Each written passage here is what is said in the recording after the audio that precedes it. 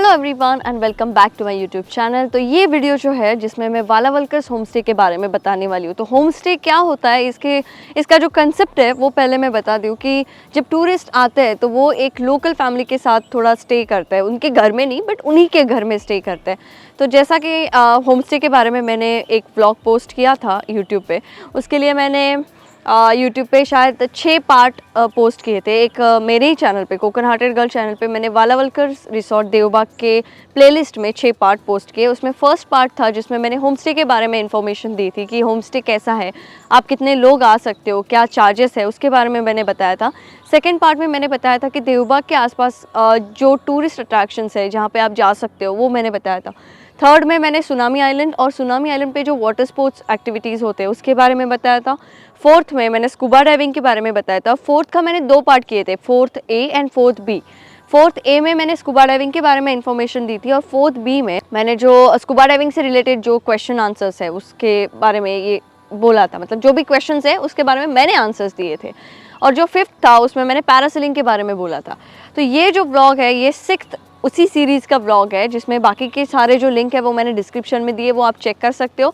तो अभी मैंने जब वो फर्स्ट व्लॉग पोस्ट किया उसके बारे में मुझे बहुत अच्छा रिस्पांस मिला यूट्यूब की वजह से। बहुत सारे लोग हमारे यहाँ पे आए और फिर मुझे ऐसे लगा कि कुछ चेंजेस करने चाहिए। लोगों ने मुझे थोड़ा गाइड किया, तो टूरिस्ट ने जैसे गाइड किया उस हिसाब से हम चेंजेस करते गए कि कुछ ज़्यादा फैंसी भी नहीं करना है, थोड़ा उसको मॉडर्न लुक भी नहीं देना है, लेकिन कुछ ऐसा देना है लोगों को जिसका लोगों को इंतज़ार है। मतलब लोगों को चाहिए कि मुझे फ़ोटो खींचनी है, मुझे ये सब करना है, मुझे लोगों को दिखाना है कि मैं यहाँ पे आई हूँ या आया हूँ। तो उस हिसाब से अट्रैक्टिव करने के लिए हमने कुछ चेंजेस किए और वो चेंजेस मैं आपको अभी दिखाने वाली हूँ।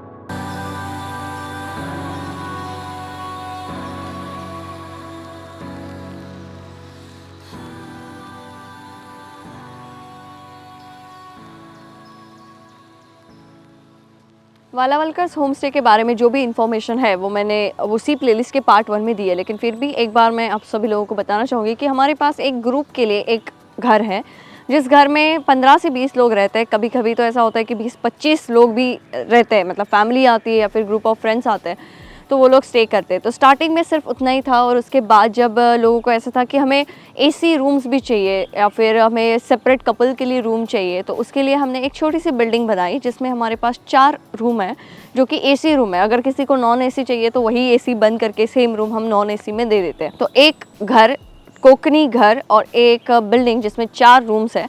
तो ऐसा टोटल हमारे पास जो है इंफ्रास्ट्रक्चर है और इसमें जितने लोग भी आते हैं, मतलब मैक्स टू मैक्स एक टाइम पे हमारे पास 30 से 40 लोग स्टे कर सकते हैं और वो लोग एंजॉय करते हैं क्योंकि यहाँ पे जो भी हमने कंस्ट्रक्शन किया है उसमें एक भी पेड़ तोड़ा नहीं है या फिर ऐसे कुछ किसी चीज़ को, नेचुरल चीज़ को डिस्टर्ब नहीं किया है।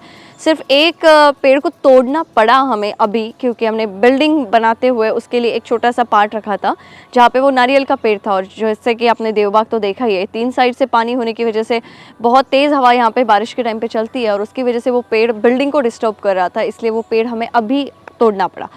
तो जो भी हम डेवलपमेंट मैंने किया है, अभी भी जो भी पेंटिंग वर्क किया है या जो भी किया है वो यहाँ के कल्चर को रिप्रेजेंट करने के हिसाब से किया है ताकि लोगों को यहाँ का कल्चर पता चले और लोग थोड़ा अलग टाइप का एक स्टे फील कर सके जहाँ पे एकदम कुछ फैसिलिटी नहीं है ऐसा भी नहीं है, फैसिलिटीज़ भी है और वो कोकण के बारे में जानने की उनकी जो इच्छा है वो भी पूरी हो जाए। तो ये जो स्ट्रक्चर है इसके बारे में पहले आपने व्लॉग 1 में देखा ही होगा, जो पार्ट 1 है उसमें, कि ये स्ट्रक्चर पहले कैसे दिखता था, इसके आजू बाजू में क्या था और अभी जो हमने रिनोवेट किया है उसके बाद ये कैसा दिखता है।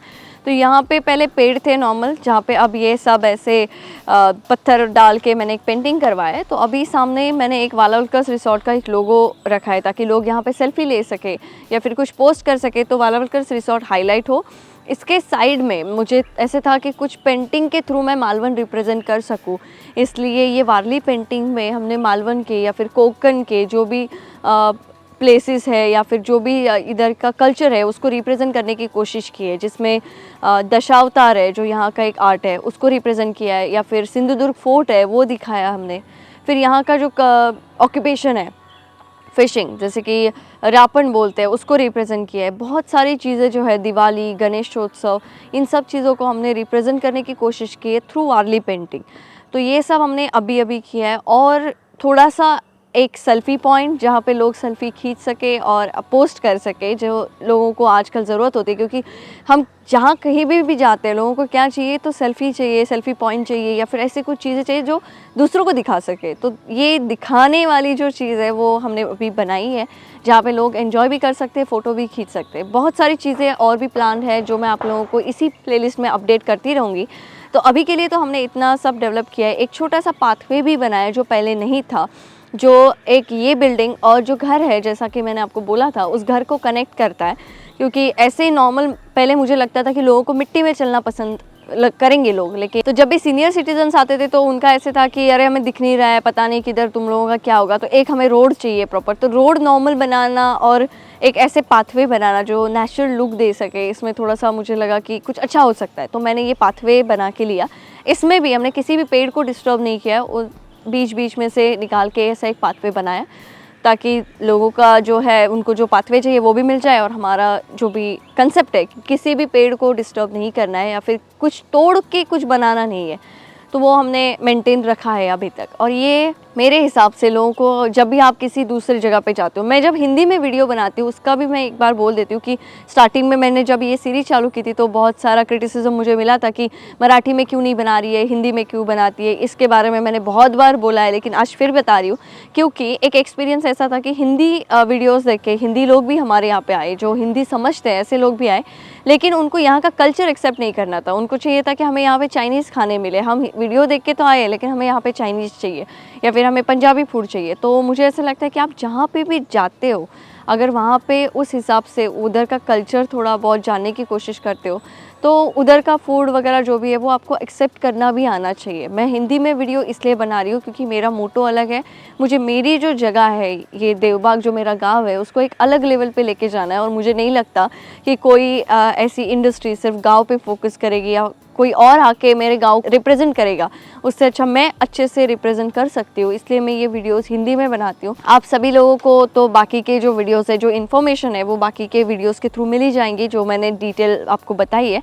उन सभी के लिंक्स मैंने डिस्क्रिप्शन में भी दिए हैं। और बहुत सारे वीडियोज़ अपकमिंग है, जैसे कि बहुत से लोग मुझे पूछ रहे हैं कि अगर 2 दिन में हम मुंबई से देवबाग आते हैं तो 2 दिन में हम क्या घूम सकते हैं, पुणे से आते हैं तो हम क्या घूम सकते हैं। तो इन सब के बारे में एक डिटेल वीडियो मैं बनाने वाली हूँ, या फिर आप कैसे देवबाग तक पहुँच सकते हो, ये इसके बारे में भी एक वीडियो बनेगा। बहुत सारे वीडियोस अपकमिंग है जो आपको इसी प्लेलिस्ट में, इसी सीरीज़ में आपको देखने के लिए मिलेंगे। तो अभी जो आपने वीडियो देखा उसमें मैंने आपको जो हमारा घर है जो हम ग्रुप के लिए देते हैं उसके बारे में बताया, और फिर जो बिल्डिंग है जिसमें 4 AC रूम्स है जो नॉन AC करके भी हम देते हैं उसके बारे में भी। So that's all about Walawalkar's beach resort. और नेक्स्ट इंपॉर्टेंट पॉइंट होता है फूड। तो फूड के बारे में मैं आपको बताना चाहूँगी कि देवबाग जो है एक छोटा सा गांव है जो टूरिज़्म की वजह से अभी हाईलाइट हो रहा है। और इस गांव में आपको थाली सिस्टम ही ज़्यादा मिलेगी, आपको चाइनीज़, पंजाबी, ये सब फूड जो है ये नहीं मिलेगा। और मिलेगा तो आपको थोड़ा सा ट्रैवल करना पड़ेगा। मिलता है गाँव में, बट वो क्वालिटी आप अगर सोच रहे हो तो वो नहीं मिलेगी, तो आपको एडजस्ट करना पड़ेगा। यहाँ पे जो लोग आते हैं वो जैन फूड के बारे में भी पूछते हैं। तो लोगों को वहाँ पे कंसेप्ट पता नहीं है कि जैन लोगों को क्या खाना होता है या उनको क्या नहीं चाहिए होता है फूड में। तो आप उनको हेल्प कर सकते हो ये बता के कि हमें कैसा खाना चाहिए। तो आपके लिए भी ऑप्शन है, जैसे कि डोसा है, मतलब अम्बोड़ी चटनी है या घावने चटनी है, जो वहाँ की स्पेशलिटी भी है और जैन लोग भी उसको खा सकते हैं। तो वो भी आप उनको बोल सकते हो। यहाँ पे जितना भी फूड का है ये सब ऑर्डर्स पे चलता है, जैसे कि आप प्री ऑर्डर दे के रखो कि हम शाम को इतने लोग हैं, हमें ये खाना चाहिए, तो आपको वो खाना टाइम पे मिलेगा। अगर आप सोच रहे हो कि मैं अचानक से जाके बोल दूँ कि मुझे 10 लोगों का खाना दो, सब प्रिपेयर होगा, तो वहाँ पे ऐसा नहीं होता है। तो ये जो चीज़ है ये आप थोड़ा सा ध्यान में रख के आपको ऑर्डर्स दे के रखनी पड़ेगी। Coming to the point of fish, आपको लगता है कि वहाँ पे सब फ्रेश फ़िश ही मिलते हैं, तो हाँ, फ्रेश फ़िश मिलते हैं, लेकिन अगर आप थाली सिस्टम में लेते हो तो फ़िश के जो रेट्स है वो अप्रॉक्सिमेटली जो भी फ़िश आप खा रहे हो उस पे डिपेंड करता है, बट नॉर्मली 250 से लेके 350 तक वैरी करते हैं थाली सिस्टम में। हमारे रिसॉर्ट के बारे में अगर मैं बताऊँ तो 350 तक वैरी करते हैं, लेकिन हम राइस जो है वो अनलिमिटेड देते हैं। अगर आप 10 लोग हो और 10 थाली आपने ऑर्डर की है तो उसमें आपको राइस वगैरह का कुछ लिमिट नहीं है, उसके चार्जेस हम नहीं ऐड करते एक्स्ट्रा राइस के। और जो बाकी का है मतलब वेज थाली है वो 120 से लेके 150 तक होती है, उसमें भी सेम है कि आप राइस अनलिमिटेड ले सकते हो। और बाकी के जो चार्जेस है वो नॉर्मल चार्जेस होते हैं, जो नाश्ता वगैरह जो भी आप लेते हो ये 40 टू 60 के बीच में सब होते हैं सारे रिसॉर्ट के लिए। ये आप पूरे देववा के लिए कंसिडर कर सकते हो कि फ़िश थाली के रेट 250 से लेके 350 तक, वेज थाली के 120 से लेके 150 तक, और जो नाश्ता है वो आपका 50 टू 60 तक जाएगा। पोहा, आई थिंक पोहा वगैरह जो नॉर्मल चीज़ें हम लेते हैं वो 30-40 तक जाएगा। ये सब आपको आपका बजट प्लान करने में हेल्प करेगा, इसलिए मैं डिटेल में बता रही हूँ। और आप एक और चीज़ कर सकते हो, वो है कि मालवन में जो फ़िश ऑक्शन होता है जो सुबह और शाम को होता है, अर्ली मॉर्निंग और इवनिंग 5 ओ क्लॉक, तो आप फ़िश ऑक्शन में जाके फ़िश परचेस कर सकते हो और बोल सकते हो जहाँ जिस होम स्टे में आप रह रहे हो। ये आप अगर किसी फैंसी होटल में रह रहे हो तो वहाँ पे पॉसिबल नहीं है, लेकिन अगर आप होम स्टे में रह रहे हो, जो बहुत सारे 60% तो होम स्टे ही है देवबाग में, तो आप उनको बोल सकते हो कि हमें बना के दे दो, तो वो आपको बना के भी देते हैं। उसके चार्जेस अलग है। आपको फ़िश परचेस करने वो आपका कॉस्ट है। फ़िश आपको कट करके पूरा साफ़ करके उनसे लेना है, उसके चार्जेस भी होते हैं। उसके बाद आप जब वो होम स्टे वाले को देते हो तो वो लोग 350 रुपीज़ पर केजी के हिसाब से चार्ज करते हैं आपको फ़िश रेडी करके देने में, मतलब फ्राई हो या फिर उसकी करी बनानी हो, जो भी हो। और जो थाली होती है, मतलब मैं अभी हमारे रिसॉर्ट के बारे में ही बताती हूँ क्योंकि मुझे बाकी का नहीं पता है। तो 350 रुपीज़ पर केजी हम फ्रेश जो आप फ़िश लेके आते हो उसको कट करके आपको लेके आना पड़ेगा साफ़ करके, और फिर उसको बनाने के हमारे चार्जेस है 350 रुपीज़ पर केजी। उसके बाद अगर आपको थाली चाहिए, मतलब राइस भी चाहिए, हमें सोल कढ़ी भी चाहिए, चपाती भी चाहिए, तो एक प्लेट का 100 रुपीज़ होता है। तो आप अभी हिसाब लगा सकते हो कि आप कितने लोग हो और कैसे फ़िश आपको लेके आने हैं और क्या करना है। इसका ड्रॉबैक सिर्फ एक ही है, जब टूरिस्ट वहाँ पे जाते हैं फ़िश खरीदने के लिए तो आप पहचान नहीं सकते कि कौन सा फ़िश फ्रेश है या फिर कौन सा फ़िश पुराना वाला है, क्योंकि आपको लगेगा कि बीच पे फ़िश मिल रहा है तो वो फ्रेश ही है, तो ऐसा नहीं है, तो आपको फँसाया भी जा सकता है। तो ये चीज़ आपको एक ध्यान में रखनी है। तो ये सब डिटेल मैंने आपको बताई है। इसके बारे में आपको अगर ज़्यादा डिटेल चाहिए तो आप हमारा इसी प्लेलिस्ट में जो पार्ट 1 मैंने पोस्ट किया है वो आप देख सकते हो, उसमें मैंने डिटेल में बताया है। और ये जो अभी के जो फुटेज है ये रिनोवेशन की बाद की फुटेज है, और आप कंपेयर भी कर सकते हो कि पहले वाला वल्कर्स रिसॉर्ट कैसा था और अभी कैसा है, और डिटेल्स तो बाकी की सेम ही है। रेट्स ज़्यादा वैरी नहीं होते, वो उतने ही रहते हैं फ़िश वगैरह के जो भी मैंने बोले, तो आप उस हिसाब से अपना प्लान कर सकते हो। और अगर आपको एकदम कम टाइम में आपको डिटेल्स जाननी है तो आप हमें इंस्टाग्राम पे भी फॉलो कर सकते हो। इंस्टाग्राम पे हमारी डिटेल्स जो भी है हमने पोस्ट की है वो देख सकते हो। We are on Instagram as वालावलकर्स_resort_देवबाग, तो आप वहाँ पे भी जाके डिटेल्स चेक कर सकते हो। वालावलकर्स बीच रिसॉर्ट में आपको सिर्फ और सिर्फ कोंकणी जो फूड है, मालवनी फूड जो स्पेशल है वही आपको मिलेगा, बाकी नहीं मिलेगा, जैसा मैंने पहले भी बोला था आपको। तो लेकिन लोगों का कैसे होता है कि अभी मैं पहली बार जा रही हूँ तो मैं पूरे 2 दिन रहने वाली हूँ, तो 2 दिन का मैं फूड उनको पहले से बता के नहीं रख सकती। अभी मैं खुद बोल रही हूँ तो मैं अच्छा ही बोलूँगी मेरे रिसॉर्ट के बारे में, लेकिन आप लोग पहली बार आ रहे हो तो आपको एक ऑप्शन है कि आप आपका जो आफ्टरनून का मील होता है, सपोज़ आप सैटरडे मॉर्निंग पहुँच रहे हो तो आप सैटरडे आफ्टरनून का जो आपको लंच चाहिए उसके बारे में आप पहले ही बता के रखो। आपको टेस्ट अच्छी लगे तो आप डिनर की जो ऑर्डर है वो शाम को 4 बजे तक दे सकते हो, ताकि प्रिपरेशन को भी टाइम मिलता है, क्योंकि पूरे गाँव में मैन पावर का इशू बहुत है। तो आपको फटाक से एकदम 10 लोग 20 लोगों का खाना नहीं मिलता है। अगर आप ग्रुप में ट्रैवल कर रहे हो तो 2 लोग हो तो आपको इधर-उधर मिल जाएगा खाना। सो दैट्स इट, ये था पार्ट 6 जिसमें मैंने आपको वालावलकर्स बीच रिसॉर्ट और फूड के बारे में बताया। पार्ट 7 में मैं आपको 2 दिन में आप मालवण और देवबाग कैसे घूम सकते हो। मैक्स टू मैक्स 3 डेज़ का प्लान करना, 4 डेज़ 3 डेज़ है मोर दैन इनफ, तो 4 दिन का प्लान मत करना, आप बोर हो जाओगे। एकदम आपको रिलैक्स करना है तो 4 दिन ठीक है, लेकिन 3 दिन का प्लान मेरे हिसाब से सही है। तो मैं आपको उस प्लान के बारे में पार्ट 7 में बताऊँगी। उसकी रिलीज़ डेट मैंने डिस्क्रिप्शन में दी है कि ये पार्ट 7 कब रिलीज़ हो रहा है। और मैं ये व्लॉग स्पेशली इसलिए बना रही हूँ ताकि लोग देवबाग में आते हैं घूमने के लिए और उनको देवगढ़ में जाके घूमना होता है, बीच देखना होता है, क्योंकि वो भी एक बहुत अच्छा बीच है। लेकिन देवबाग से देवगढ़ का डिस्टेंस अप्रॉक्स 50 किलोमीटर है, तो 50 किलोमीटर आप जाते हो लेकिन आपने रिसॉर्ट तो देवबाग में बुक किया है, इसके लिए आपको 50 किलोमीटर वापस आना पड़ता है, और आने के बाद आपको पता चलता है कि अरे देवगढ़ में भी तो स्टे के ऑप्शन थे, तो आप देवगढ़ में भी रह सकते हो। इसके लिए मैं ये एक स्पेशल व्लॉग रिलीज़ करने वाली हूँ जल्दी, उसकी रिलीज़ डेट आप चेक कर सकते हो। और पार्ट 7 देखना मत भूलना।